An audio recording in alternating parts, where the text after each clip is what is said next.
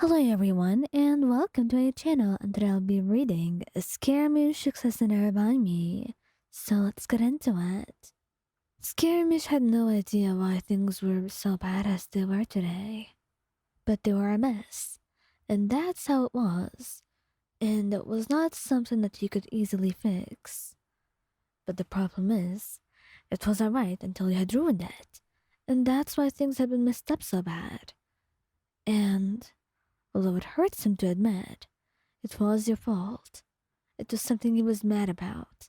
Something that he wanted to lecture you on.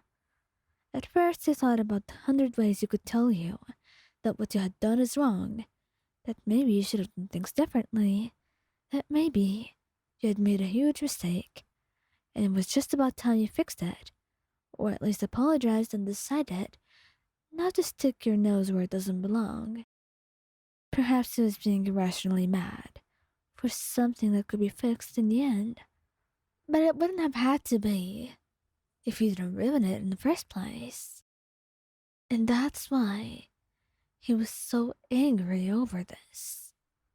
But by the end of it, he knew what he wanted to do, what he needed.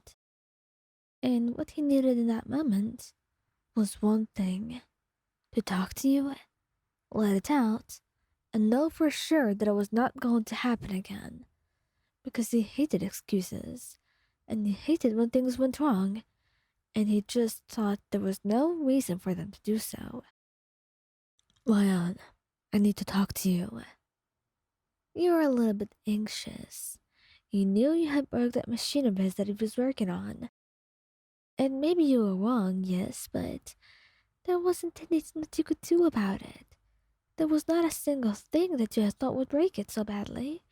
It was just a mistake, and your original intention was to help. You didn't want to inconvenience him in any way, and you had already apologized. But what could he possibly want to say? You were anxious, to be fair, scared of what you would hear. And the look in his eye, it did not say kind things. In fact, it made it painfully obvious that you were about to get the scolding of a lifetime. But you stood there, willing to hear it all, because if you had made a mistake, then you were going to be responsible enough to hear what he had to say. And that's why his words had hurt so much. Because, well, as brave as you were, and as much as you wanted to hear him, you didn't think that he could hurt you like that. At least you thought that when given the chance to, he would never do it. But perhaps you were wrong. And whether you were wrong or right, it was about to be proved right now. And you would wait patiently before making any judgment on his intentions. But before you knew it, he was starting to lecture you, telling you all the things you did wrong, how you were so nosy, how you just couldn't keep your hands to yourself without doing anything and messing around, how it was all your fault, and how you should be trying to fix it, instead of just trying to be miserable and saying sorry.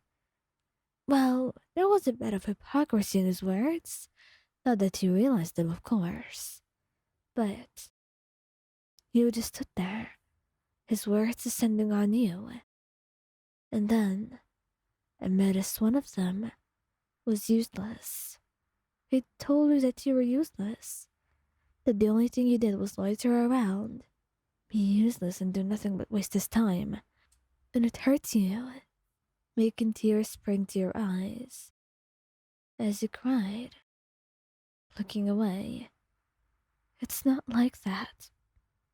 I just wanted to help you, Scaramouche. I'm not useless. Don't say I am, you said.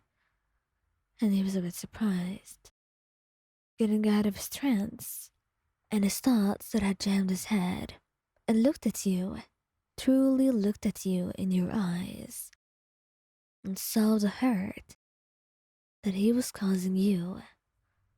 Mayan, I didn't mean to. Enough. Enough, Scaramouche. I can't do this. If you continue to degrade me like this, it just hurts. I don't see the reason in it, you told him, trying to hold back tears. It didn't help. Not when you felt the scathing of his words. The way he had said that word, particularly, and the way it hurt you, like a knife nudged into your soul. I just. I need some time alone now.